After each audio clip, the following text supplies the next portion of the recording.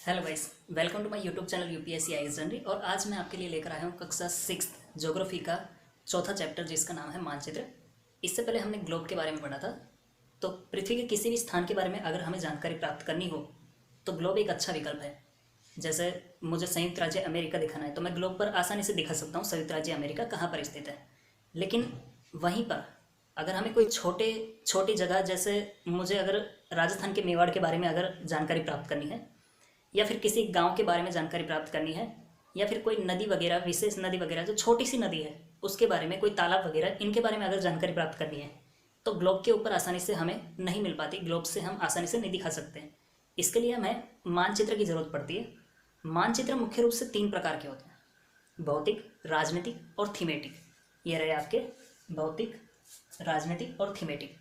भौतिक मानचित्र में पृथ्वी की जो जमीन के ऊपर जो भौतिक वस्तुएं होती है, भौतिक चीज़ें होती है, उनके बारे में हमें जानकारी मिलती है। जैसे कि पहाड़ हो गए, मैदान हो गए, पर्वत हो गए, नदी हो गई, महासागर हो गए। तो ये सब भौतिक वस्तुएं कहलाती है। ये सब भौतिक मानचित्र पर दर्शाया जाता है। दूसरा है राजनीतिक। राजनीतिक में राजनीति से जुड़े, अर्थात देशों के बीच की सीमाएं, राज्य के बीच की सीमाएं, जिला मतलब कई सारे जिले, उनके बीच की सीमाएं, गांव वगैरह, इन सब की जानकारी हमें राजनीतिक मानचित्र से मिलती है। तीसरा है हमारा थीमेटिक। थीमेटिक में विशेष प्रकार की जानकारी मिलती है, जैसे कि सड़क मानचित्र, जैसे वर्षा मानचित्र।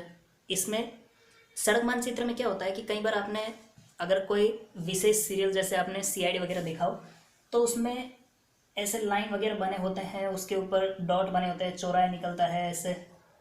तो ये सारे थीमेटिक मानचित्र होते हैं। ठीक है, थीमेटिक जो सड़क मानचित्र होता है वो होता है।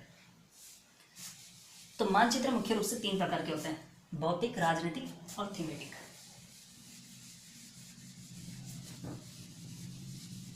देखो, कोई भी मानचित्र होता है, इसमें मुख्य रूप से 3 घटक होते हैं। एक तो दूरी, दिशा और प्रतीक।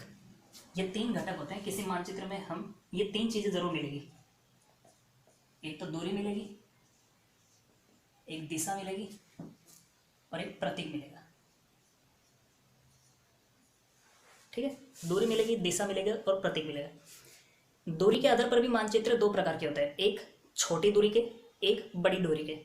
आपने देखा होगा कई मानचित्र में, जैसे कोई मानचित्र बना हुआ होता है, आप चाहे तो आपके गूगल जो मैप है उसको भी ओपन करके देख लेना, नीचे लास्ट में इस प्रकार का साइन कुछ मिलता है।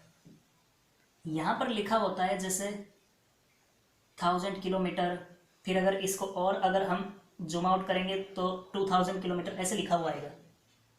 मानचित्र जो हमारे छोटे मानचित्र होते हैं, इसमें नीचे की तरफ लिखा होता है जैसे 1 सेंटीमीटर बराबर 1000 kilometre, 1000 kilometre, 500 kilometre, 200 kilometre, 2000 kilometre, 10,000 kilometre. तो ये जो बड़ी दूरियां होती है, जो छोटी सी जगह में बड़ी दूरी इस प्रकार की होती है, इसे हम छोटे माप के मानचित्र बोलते हैं। छोटे माप के मानचित्र बोलते हैं। लेकिन इसी की जगह अगर कोई ऐसा मानचित्र हो जिसमें नीचे लिखा हो कि 1 सेंटीमीटर बराबर हमारा सिर्फ 5 मीटर है, या 10 मीटर मान लो, या 15 मान लो, 50 मान लो लास्ट। ठीक है, तो ये क्या है कि छोटी सी जगह में, मतलब बहुत ज़्यादा कवर को नहीं लिया गया है, बहुत ज़्यादा क्षेत्र को नहीं कवर किया गया है। 1 सेंटीमीटर के अंदर, यहाँ पर 1000 किलोमीटर के अंदर तो 3-4 राज्य आ जाएंगे, जबकि यहाँ पर 1 सेंटीमीटर, इसमें एक कमरा भी नहीं आ रहा, एक घर का एक कमरा भी नहीं आ रहा। तो ऐसे मानचित्र को हम कहते हैं बड़ी माप के मानचित्र।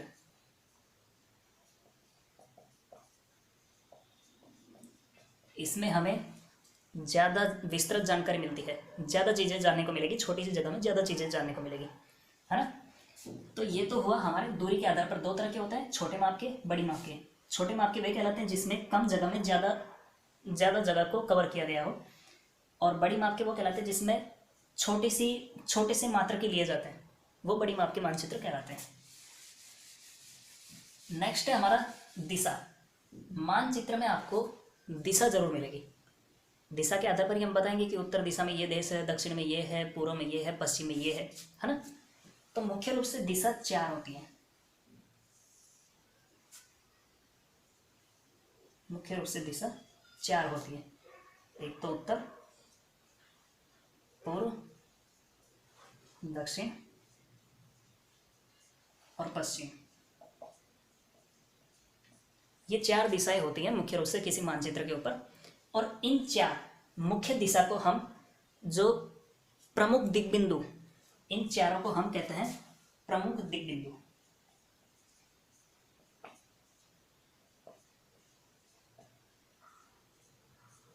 इसे हम प्रमुख दिग्बिंदु कहते हैं। इन 4 दिशा को, उत्तर, दक्षिण, पूर्व, पश्चिम को प्रमुख दिग्बिंदु कहते हैं। लेकिन मानचित्र पर हमें और 4 दिशाएं और देखने को मिलती है जो इनकी पूरक होती है।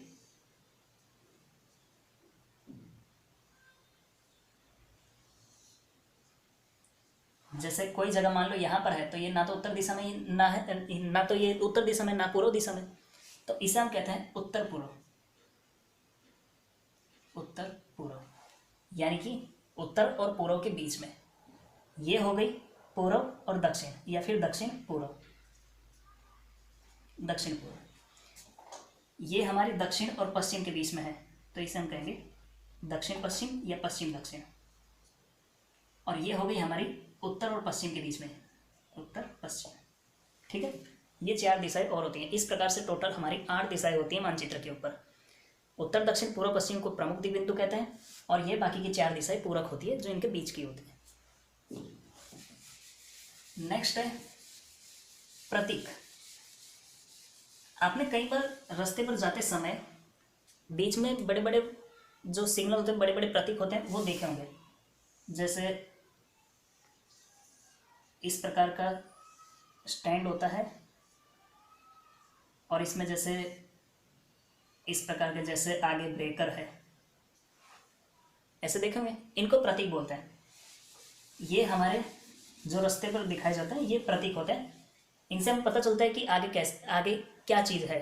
जैसे कुछ प्रतीक, जो मुख्य रूप से कुछ प्रतीकों का यूज़ किया जाता है। जैसे रेलवे लाइन के लिए हम, जो छोटी रेलवे लाइन होती है उसके लिए ऐसे, जो मुख्य रेलवे स्टेशन होता है उसके लिए इस प्रकार से ब्लैक वाइट ऐसे पट्टे वाली।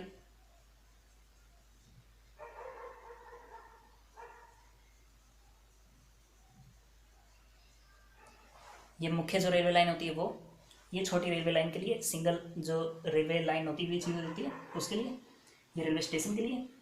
नेक्स्ट जो कच्ची सड़क होती है उसके लिए इस प्रकार से डॉट डॉट वाले। पक्की सड़क होती है उसके लिए सिंपली इस प्रकार का, है ना। फिर जैसे पेड़ वगैरह होते हैं उसके लिए नॉर्मली पेड़ बना होता है। फिर जैसे कुएं के लिए सिंपली गोल्ड ब्लैक कलर का जो मार्क होता है उसका यूज़ किया जाता है। फिर जैसे रास्ते में जैसे कोई चर्च वगैरह है तो उसके ऊपर इस प्रकार का क्रॉस बना हुआ होता है ना। मस्जिद वगैरह होगी तो ऊपर स्टार बना होगा। तो और जैसे मंदिर वगैरह होगा तो ऊपर तीर वगैरह बना होगा, झंडा वगैरह। तो ये सारी चीज़ें प्रतीक कहलाती है। ये भी हमारे मानचित्र की एक विशेषता है। मानचित्र पर ये प्रतीक भी हमें मिलते हैं। नेक्स्ट है, देखो ये तो मानचित्र मुख्य रूप से 3 प्रकार का हो गया: भौतिक मानचित्र, राजनीतिक मानचित्र और थीमेटिक मानचित्र। एक होता है रेखा चित्र। ये क्या होता है? तो आपने कभी अपने दोस्त से उसके घर का पता पूछा होगा तो उसने क्या बताया होगा कि जैसे गांव की मेन सड़क सीधी जाएगी, फिर वो लेफ्ट में घूम जाएगी, और उसके बाद में वो वापस राइट में घूम जाएगी। फिर यहाँ पर एक बीच में चौराहा आएगा, उस चौराहे से लेफ्ट ले लेना, फिर वहाँ एक दुकान आएगी, दुकान के बगल में से होते हुए निकल जाना, उसके बाद में पहला मकान हमारा होगा। इस प्रकार से कुछ आपके फ्रेंड ने बताया होगा। तो ये जो कच्चा चित्र वो बनाकर देता है कि इसके बाद में ये है, इसके बाद में ये है। मान लेते हैं वो ऐसे बताए कि 4 घर है, आमने सामने 2-2 घर है सेम कलर के, उसके बीच में से निकल के और बगल में एक पेड़ है, उस पेड़ के बगल में से एक रास्ता जा रहा है, उसके पीछे ही हमारा खेतों में मकान है ना। तो ये जो कच्चा चित्र होता है इसे हम रेखा चित्र बोलते हैं। जो अपने दोस्त से कभी हम पूछते हैं कि उसका एड्रेस क्या है तो वो इस प्रकार से बताता है, वो रेखा चित्र होता है। नॉर्मल हम बनाते हैं ये किसी को जगह बताने के लिए, या कभी मोबाइल पर लोकेशन बताते हैं तब भी। इसके बाद में नेक्स्ट है खाका। मानचित्र में सबसे विस्तृत जानकारी हमें खाका से मिलेगी। इसमें यहाँ तक कि घर, जैसे मान लो ये घर है और इसके बगल में से सड़क जा रही है ना, और ये दूरी अगर 5 मीटर की है और ये रास्ता मतलब इधर ये 30 फीट का है कोई रास्ता, इस प्रकार से है, तो खाका के अंदर ये भी दिखाया जाएगा कि 5 मीटर की दीवार के बगल में 30 फीट का रास्ता जा रहा है। उसके बाद में मान लेते यहाँ पर कोई टंकी है, पानी की टंकी है, तो यहाँ दिखा दिया जाएगा कि यहाँ पर टंकी है और इसके बगल में से रोड जा रहा है जो 200 मीटर का रोड है। ये जो माप के साथ एकदम विस्तृत जानकारी, यानी दीवार तक की लंबाई चौड़ाई, ये सब एक किसी भी जगह की मतलब बहुत ज़्यादा विस्तृत जानकारी जो दूसरे मानचित्र में दिखेगी भी नहीं, उसे हम बोलते हैं खाका। ठीक है। तो मानचित्र मुख्य रूप से 3 प्रकार के, भौतिक, राजनीतिक, थीमेटिक। एक होता है रेखा चित्र और एक होता है खाका। मानचित्र के विशेष रूप से 3 घटक होते हैं, दूरी, दिशा और प्रतीक। 4 दिशाएं जो होती है उत्तर, दक्षिण, पूर्व, पश्चिम, ये प्रमुख दिक बिंदु कहलाती है। बाकी की 4 पूर्वक दिशाएं होती हैं, उत्तर पूर्व, पूर्व दक्षिण पूर्व, दक्षिण पश्चिम और उत्तर पश्चिम, ये 4 पूर्वक दिशाएं होती हैं। तो इस चैप्टर में, इस 4th चैप्टर के अंदर बस इतना ही था। आपको अगर ये वीडियो अच्छी लगे तो इसे लाइक कीजिए, शेयर कीजिए, सब्सक्राइब कीजिए।